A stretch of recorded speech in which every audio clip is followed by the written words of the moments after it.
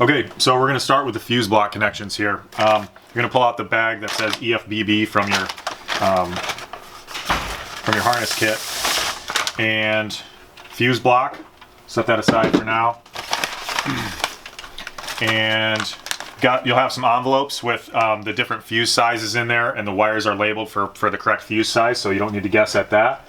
So those will be kind of one of the last steps. And then you'll also have some dual lock squares, all right? And then these are actually what you're using to mount the fuse block to the van. So there's some adhesive backing, and we'll use those in a second here. And then the other thing that you're going to have are the bags of the different connectors for the fuse block. So there's two different sizes. The smaller 14 gauge wire is the blue ones, and then the bigger 12 gauge wires will take the yellow connectors here.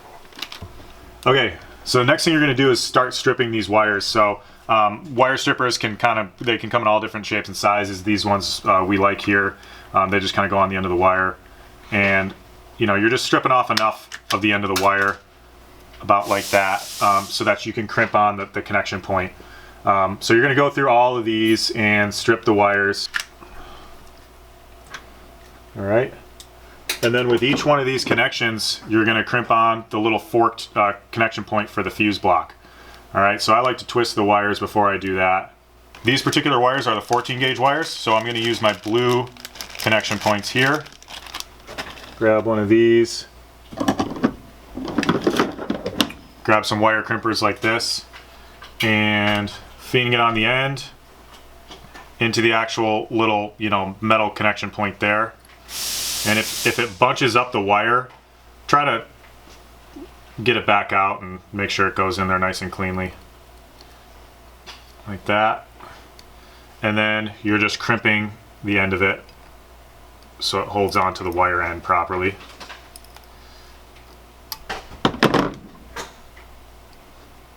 Always test it out, make sure it's holding on tightly. Adding the second one here. And so that's kind of what it looks like. So you can see the actual red or black insulation of the wire is feeding up, past the blue collar here. And then we're going to take a heat gun and heat shrink these. So you can see how it shrunk around the insulation of the wire, and you kind of know you're good to go. You can actually see a little bit of the clear adhesive, like the glue on the inside of it, start to sort of bleed out the end of it. And then you know it's shrunk down. You don't want to get it super hot. If you start to see the red or black insulation of the wire bubble or melt or something, stand back with your heat gun a little bit and go at it slow. You don't want to burn the thing up. Okay, and then we're going to take our fuse block here. This is how the cover comes off. Just a little yellow button at the top, and it sort of hinges off. And all of the negative, so all of the black connections happen up here, and then all of the positive connections, and then the fuses go in here. So it doesn't really matter where the black ones go. I like to kind of go sequentially with the red ones based on fuse size. You kind of teach their own with that. But we're just going to come through after all of the wires have been heat shrunk, or the connections have been added to the end and they're heat shrunk. We're going to go in here and connect them to the fuse block. And so the passenger side, since the fuse block is going to live up in this area kind of like this, all the passenger side connections, both positive and negative, are going to come into this side. All the driver side connections are going to come into this side like this. All right, so you just want to loosen up the screws enough to slide the connection in behind. There's a little bit of a lock washer in there, sort of looks like a star, and that needs to come up with the screw, and then the connection fork comes in below that. Slide it over the post, and then you're going to tighten it down nice and tight with your screwdriver. Like that. So positive down on the side, negative comes up on the negative post up here, like that.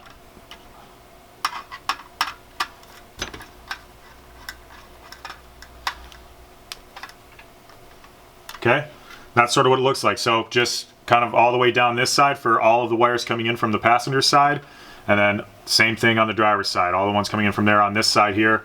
And then just pay attention to the size of the cable to make sure you put the right size connection point on the end of it.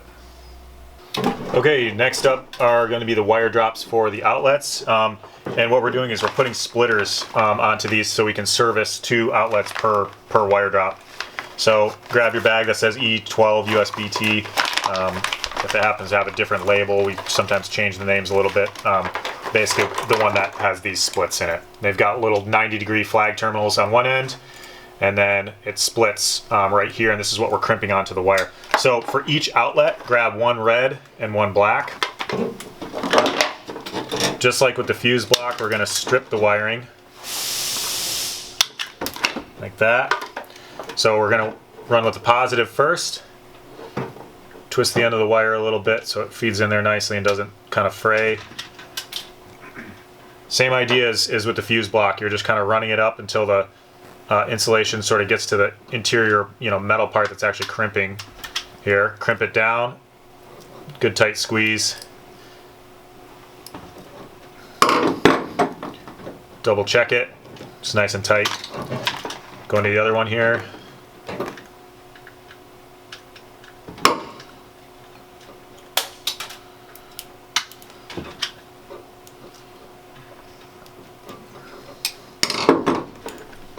It's nice and tight, and then we'll come back through and we'll heat shrink this as well. Same idea as the fuse block. Until it shrinks around, you see a little bit of glue start to bleed out the end of the yellow collar there.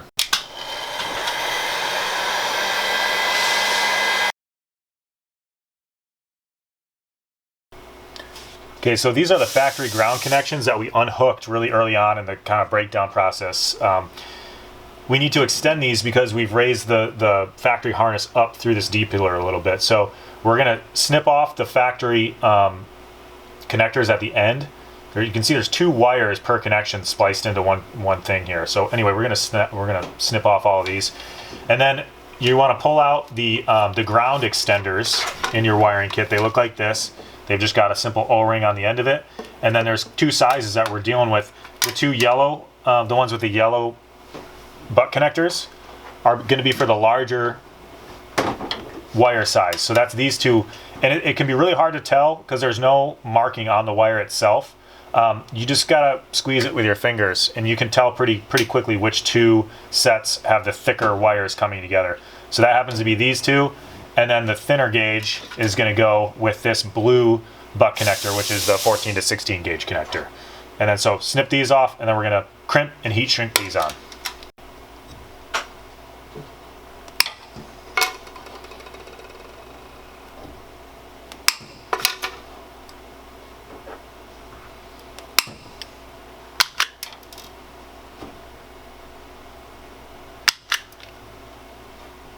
Okay, so I'm just going to start with the smaller gauge one first, since it's the only one, just so I don't confuse it with the other wires somehow.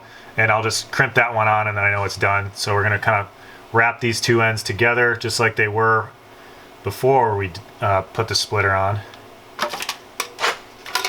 And make sure, you kind of, it's hard to tell on camera, but you just want to make sure that the very ends of these wires are not like flaring out at all. You want it to be a pretty tight bundle. So that it goes in the end of the butt connector nice and clean. Sometimes spinning the butt connector a little bit actually helps get it on there.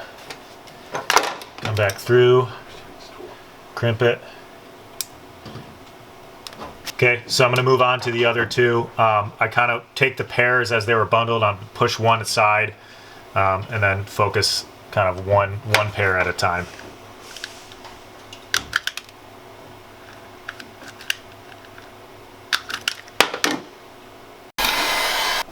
All right, and now we can reconnect the ground points here.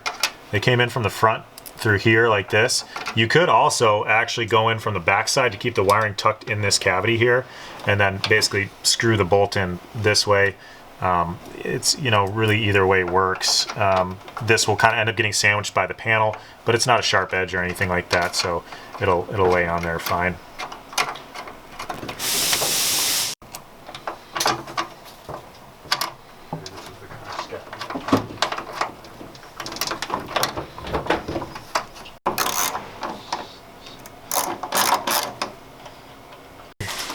Hey guys, actually wanted to cut back in. We sort of backtracked a little bit here after kind of routing some of our wiring against some of the factory wiring, so I wanted to show you what ended up working out best. We needed to clean up this corner. This particular factory wiring harness, which we already kind of messed with early on in the build, we ended up pushing more slack up this way, so this particular run could kind of lay flat along the front edge of this piece. This particular part of the factory wiring we messed with earlier, you know, to bring us some slack up from the bottom, and we kind of did a little bit more of that so that this can lay basically right along the front edge of TH2 here and go almost all the way to the top corner where it splits and it goes to the front and then it loops around back. And then we had kind of more of the factory harness bunched up here. We sort of straightened that out and fed more wire this way, and it gave us more slack along the back here all the way over to the passenger side, and then it also gave us more slack to transfer forward. So as we come forward along here, we redid some of our zip ties for our factory wiring, tucked the forward factory wiring back into our wire chase, because this was the end result that we needed, which was to give us more slack to route the factory harness and the factory loom really up high, as high as we possibly could. Okay, so we're coming back to the fuse block here. We've got all the connections except for the actual, you know, battery connect, positive and negative up here, but it's not attached to the wall. We've left it loose, and we're gonna readdress some of the wire routing to get just the optimal kind of fit and finish behind the trim piece that will come later on here. So the first thing we want to do is we want to continue to sort of reroute some of this factory wiring. So there's a couple more connection points here. There's a little pin back here holding on the wiring harness, and then there's for the smaller light that looks like for the antenna. Pull that out too. All right, and we want to get this stuff up high. One more here. That's for the airbag here. So, all right, and you'll see why once we start tying some of this together and making a clean bundle up there and mounting our fuse block, just to keep everything clean and tidy behind the piece of the trim work that's going to cover this area. Okay, so we've come back through. I cleaned this up a little bit. I actually ended up unhooking this antenna harness here to get back out from, it was basically behind this, or in front of this anyway. It tangled with itself when I tried to move it up here. So we can basically use some hush mat later on to keep this nice and tight up against here and out of the way. And then it allows for just some clean routing of the wiring here, both our wiring and then the factory wiring loom here. So what we're gonna do is tuck it up into this corner as high as we can for as far forward as we can. Okay, so what we decided we're gonna do is actually, we're gonna put a little hole right here on this kind of shelf where this pinch weld is, so that we can run a zip tie through there. That's basically exactly where we need to be able to hold something up there. So if you're gonna drill through here, just keep in mind you're going upward, and then this is the roof, so you don't wanna go too far. There's a couple ways you can help yourself. Something strong like a piece of metal to just block it from this side, or if you have like a 2x4 or something that you run the drill through first, and then when it goes through the metal, you know, the block actually stops at the drill chock itself and it can't go any further. So those are a couple ways to handle that. Steve is really careful with his drilling, so he's just gonna go for it. And don't forget to put some rust proof on there too. All right, and we've got what we call our little Christmas tree zip ties here that punch up into this hole. You've got these in the kit. Goes up into the hole, holds it tight, and now we have a zip tie to run around our wiring. Okay, so we actually pushed our wiring harness back slightly so that these wires didn't end up hooking really far forward and you know, overlapping the actual access to the fuse block itself. We're going to come back through with our zip tie here.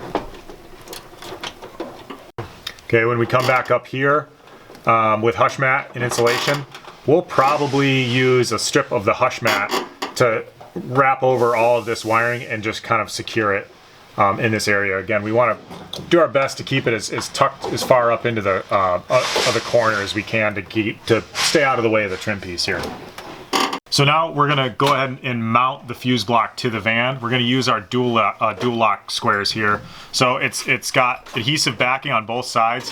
It's gonna come to you probably with the squares like detached from each other. So what I do is actually each square, I've got 4 of them total. Well, I guess I should say 8 of them total. And then I pair them together to make 4 pairs. All right, and so I sandwich them together like this. And then want to prime the back of the fuse block with you know, denatured alcohol or acetone or something like that. You can see the acetone actually kind of starts to etch the plastic a little bit. It's fine. We're just trying to get contaminants out. All right, and then going up here and making sure it's a good clean surface to stick to on the van. And then take one piece of the backing off and start sticking them, you know, just kind of on the 4 corners of the fuse block. This is actually a pressure sensitive adhesive, so you want to kind of press it nice and hard onto the back of the fuse block here.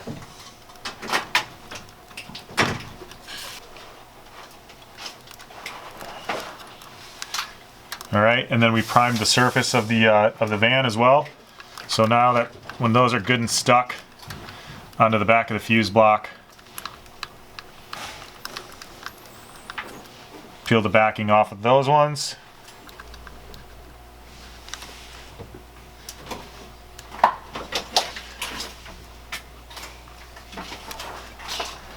And then the van body turns right about here, and it's kind of good and flat in this area, which is right behind where the opening in this trim piece is to access the fuse block. So this is a good spot to put it right here. And you kind of, I actually just tilt the fuse block slightly to meet along this that curvature. And just good flat spot. Press it on there.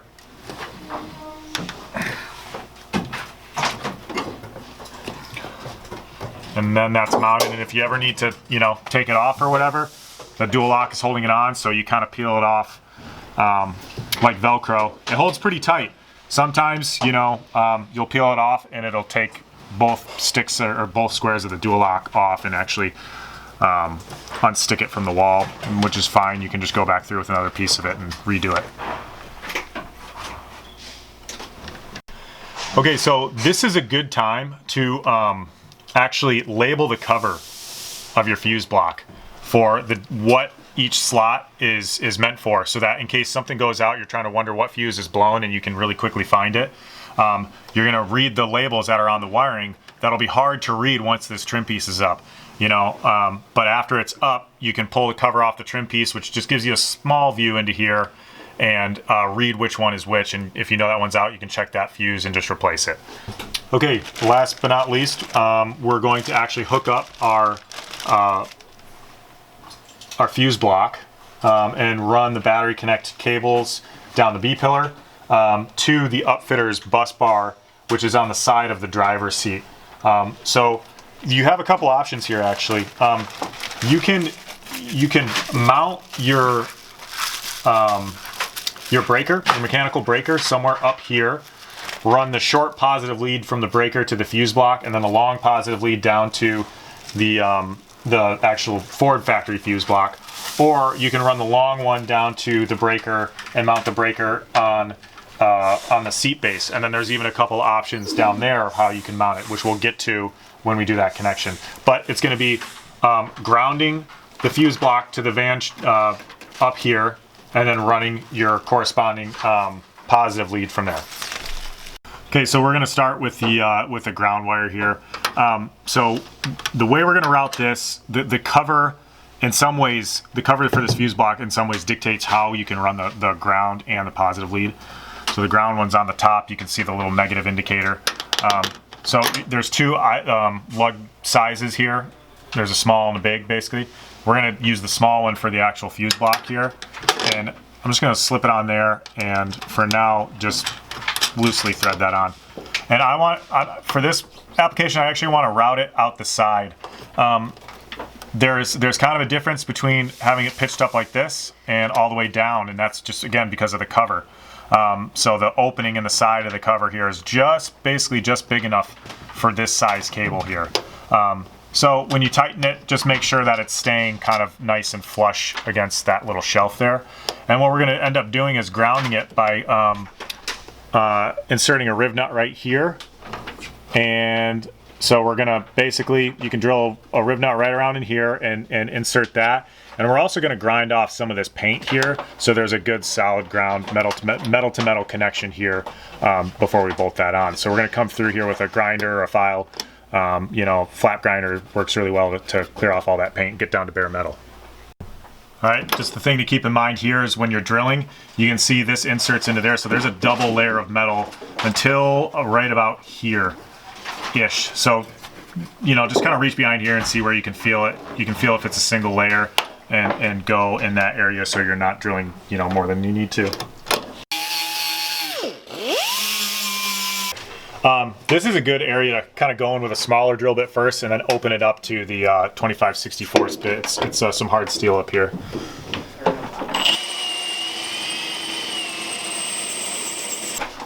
All right, and always remember to come back through, you know, especially in areas like this where there's a lot of stuff going on. Come back and clean up your metal shavings right away so you don't forget about it, and just get all the metal out of there from the hole that you just drilled.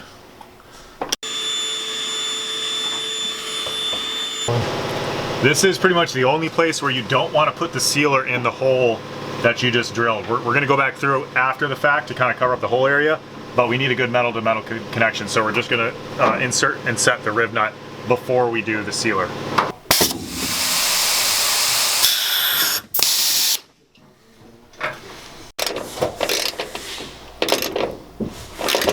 All right, and we're going to come back through and get some rust preventative on here. Okay, and don't forget to tighten it down at the fuse block as well. And again, remember I'm trying to keep that laying flat against there so the cover doesn't mess with it. Okay, and now we're going to run the positive cable down from the fuse block. And this particular van, we're going to put the mechanical breaker on the back of the driver's side seat base. So we're going to start with our long positive cable running from the fuse block down the B-pillar. All right, so we're going to go with the smaller hole here. The other side of this cable has a larger hole in the lug, so we're going to go with the smaller one here. And just like I did with the negative cable, I'm going to run this positive end out this way. So we want to keep it tucked up tight against that little kind of plastic shelf where the opening in the fuse block cover is. So I'm going to just put it on loosely for now, though. Okay, so we've got the last few components of the wiring kit here. We got our long positive cable running down from the fuse block up top. We got the short lead that's going to go in between, or I should say from the breaker, which is going to be in between these two, to the Ford factory fuse block, which is located on the side of the driver's seat down here. It's kind of tucked into this corner, so it's hard to access, especially with a camera to show. We've got our fuse block, or our breaker right here, and we're just going to basically nest everything together where it makes sense. Again, for this van, we're going to put the breaker right on the back of the seat base down here, so it's easy to access and shut down the whole system. Okay, so we're here at the Ford factory connection point, sort of fuse block here. You got to pull this cover off. There's little kind of hooks on the ends of the cover, so I usually just start down here. There's a tab to grab onto. That's kind of what it looks like. So we're just going to set this aside for now. So there's three, I'm sorry, on this van there's 2 connection points. You should definitely make sure you pay attention to the spec sheet on your particular van, because there's several different options that Ford is doing for this connection point, and there's different fuse sizes that are embedded with these connection points here. So we're going to use the one that's at the bottom here. It's a 60 amp fuse. Everything that comes with our kit is never going to be drawing more than 60 amps. So that's totally fine from its. It's not like you're going to break this fuse by running anything that we have in the kit here. This plastic cover offers different routing options for the wire. It's really hard to see from that angle, but we'll come around and show you what we're talking about. It can kind of basically run down and then wrap around here, or it can run out this way and wrap around here. And there's not really another way to do it unless you unless you modify it and kind of cut away some of this plastic if you wanted to run it around this way to connect to you know, your breaker here and then run the wire back. So there's several options here. I think I'm just going to run it down around the back and then hook up to the breaker. Okay, so we've got a few different post sizes here. Again, we're going with this smaller one. And once again, you want to check with the owner's manual, your van, or your spec sheet, whatever you have to do to figure out what your van is equipped with. This lower one is going to be a 60 amp. That's the one that we're going to connect to. Model year is different, or has different options, I should say, for the Transit as well. So we've got two different size nuts to accommodate the different thread pitches of the different posts that you're connecting to on this fuse block here. So this particular one, we're going to grab this bigger nut. I believe it's 1/4 20 thread or M6, and it's going to thread right onto there. The other thing is your smaller connection here, the smaller positive cable. Same size lugs on either end, so that doesn't matter. I like to, once I know how the routing is going to go, kind of bend this cable around a little bit to sort of start to mimic the shape that it's going to take to kind of turn the corner and hook up to the breaker on the back side of the seat base. And it really is kind of tight working in here.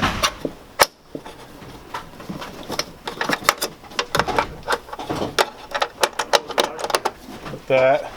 And then holding that in place, you got to kind of sneak your hand in here and start to thread on that nut.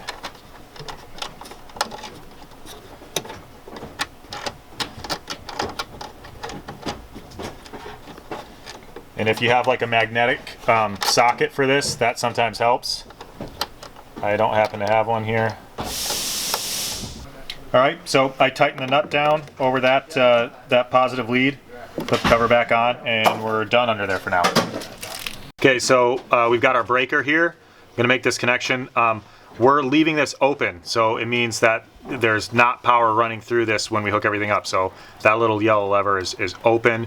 After we hook everything up, we'll close it like that, and that will allow power to flow through. But you press this red button to shut it down, lever comes out, and we know we're good to go.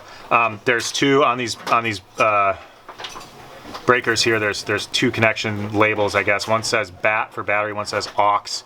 We're gonna run the BAT side with the short lead to the fuse block here. Okay, so I'm gonna go back to the VHB here, or the dual lock, I mean. Same procedure as we did with the fuse block. So I'm gonna stick 2 squares of this stuff, leaving the backing on that side.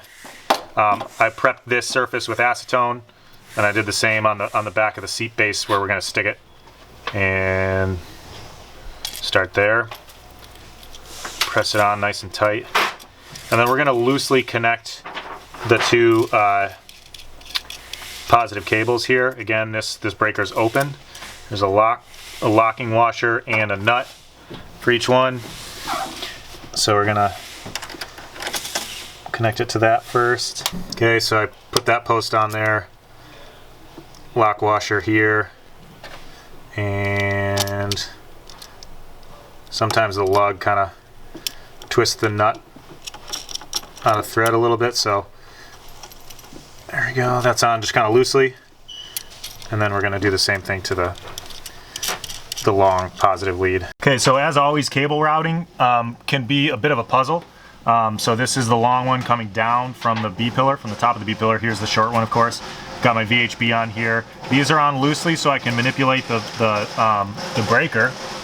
And you can see there's you need to be careful about where you're sticking it on the back of the seat post because of those vents, or the seat base, I mean. So because of what my cable lengths are allowing me to do in this particular placement, I'm going to actually put the VHB right along that slat there. And we'll tighten the connection points down a little later. So give it a good firm press to make sure that VHB adheres to the seat post. And then we'll come back through here and tighten down these lugs. All right, we're gonna leave this breaker open until basically we finish up the entire build and just flip the system on. Okay, so before we start buttoning up all the trim pieces and stuff, it's actually a good time to go ahead and finish up your fuse block, which means putting the fuses in here, turning on the system, and making sure everything works right. So pull the cover off here, and then there's 3 different fuse sizes that are going to come in the kit. There's a 5 amp fuse times 2, and there's a 7.5 amp fuse times 2, and let's see, what would it be, 5 15 amp fuses. And it looks like we've got 2 extra 15 amp fuses here, so you can use those for some of your auxiliary connection points if 15 amps is the proper fuse size for the accessory that you're plugging in. All right, I'm gonna go ahead and put our cover back on here. Usually start at the bottom, make sure it's kind of in those little clips, clip it on, we're good to go. And then we're gonna go check at the bottom of the seat base, turn on the breaker, and check our connections.